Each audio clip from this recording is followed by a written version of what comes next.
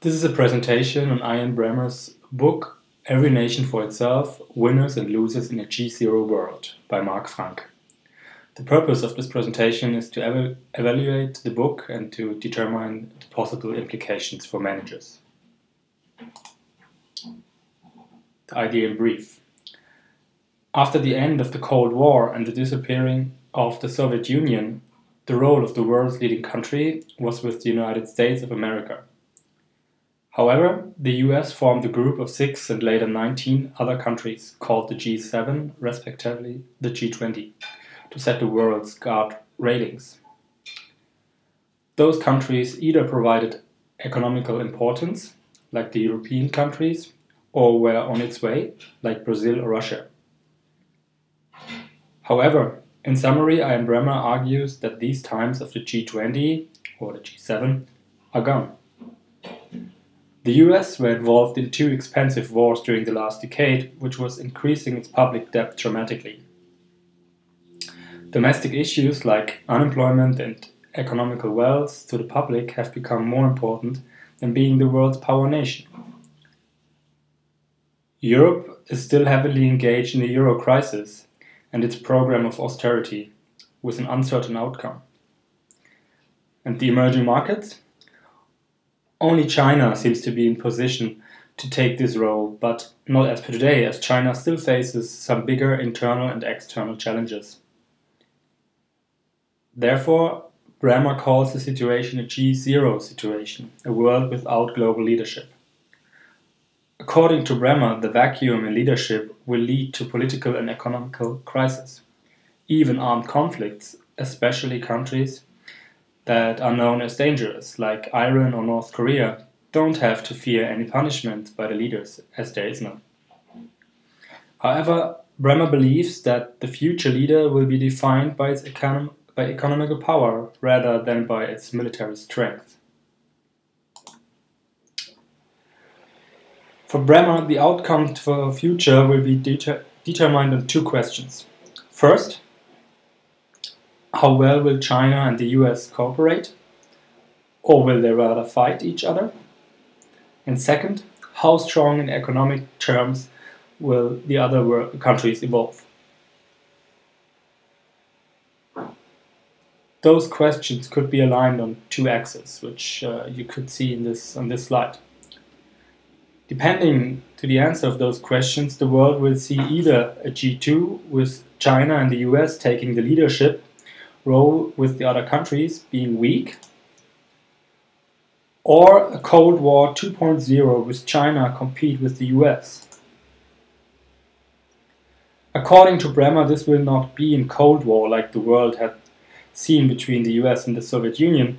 China and the US will more likely fight each other economically and by sabotage and punish each other in the cyberspace and with duties, sanctions, etc. If the other countries, like the European states, will become strong again, the world will either see a world of regions, where different countries which are close to each other from a political and economical point of view will group and collaborate together, or a situation which Bremmer calls a concert. A world in which all the economic strong countries, including China and the US, will work together tightly. This would be like the G20, but efficient and goal-oriented. These countries would take the role of the global leaders as whole and would set the rules no other country could ignore anymore. The way to a world after G0 will be determined by some questions which are still yet unsolved. Will the world step in a new war? The tensions between the world's nuclear powers are increasing. Iran is on a way to be a nuclear power. North Korea calls for war. India and Pakistan mistrust each other, and no one knows about Israel. Yes, there is some risk for a nuclear war. Or, alternatively, a war in cyberspace, where countries sabotage each other's fundamental IT systems, like those from banks, pension funds, stock markets. Another question: what will happen to the world's trade options? How will countries be half of these issues? more or less globalization? How will countries react to the global environment issues? Could the emerging markets be smarter than developed countries had been during the industrialization? And will the developed countries at least take a role model position in this issue? Currently, it doesn't look alike. A big issue to solve is also the increasing demand of food and clean water in the emerging markets and third world countries.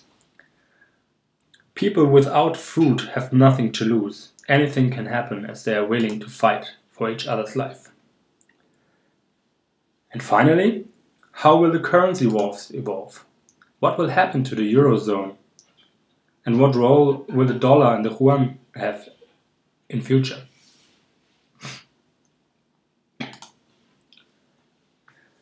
These open questions will influence governments and the world. Bremmer foresees the following consequences. The world economy will suffer as most governments will invest rather in their domestic development instead of leveraging globalization and competition.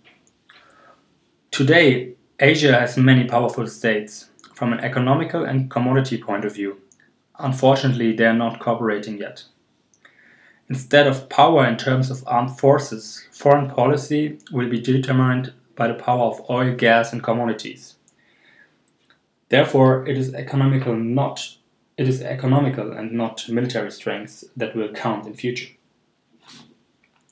And for companies, Bremmer implicates that the multinational conglomerates, playing several games at the time, will survive best as they could best adapt to unforeseen situations in the after G0 scenarios. Summarizing, Bremmer paints a pretty black picture of the world with just a few bright stands. However, in my point of view, the world didn't change too much. And even before any G7, G20 or G0, it was an unstable, changing environment.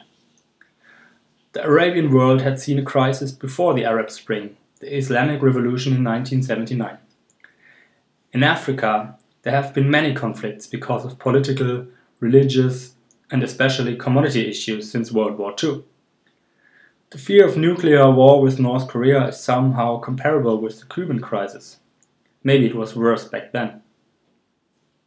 And Cold War 1.0 was reality. Cold War 2.0 is not yet.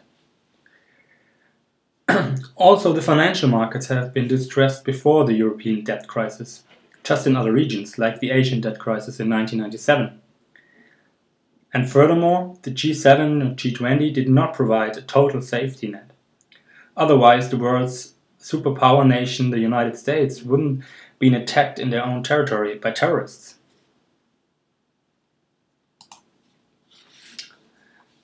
So, even I would assume that the world didn't change too much with regards to G0.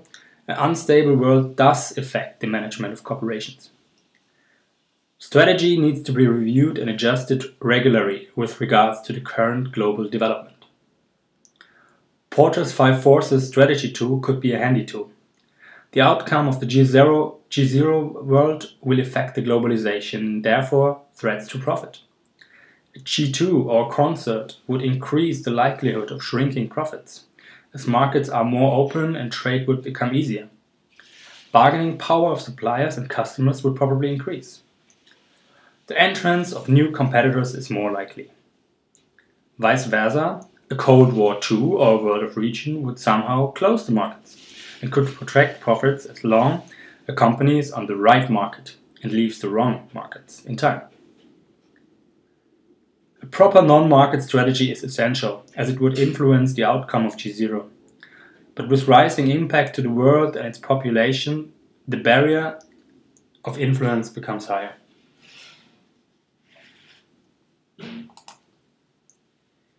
Applying the G0 situation to Gamma-Watt's 6 sources of profit for international corporations make it clear that the current uncertainty will affect the profits of multinational enterprises. Companies that uses globalization to reduce risk or to outbalance inconstant cash flows due to regional developments might lose this advantage and could even lose high amounts of capital due to the possible loss of facilities after a G0 world in Cold War II, for example. The increasing risk will definitely influence the strategy of companies and their ability to gain profits. Summing up, it is clear that the G0 world will affect the economic world, but probably as much as a G1, G7 or G20 world. Companies will be forced to develop strategies, as they are today and as they have been before, but probably the outcome of the analysis will change. It is also important that the strategies are not set in stone, especially during this unstable period of the G0 world. Risk will increase, that profits will decrease, but gains in profits are also possible, depending on the global development of the corporate strategies.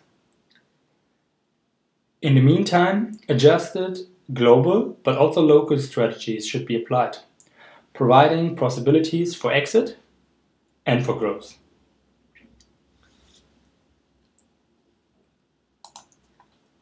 Finally, the sources for this presentation, mainly for the pictures. Thank you.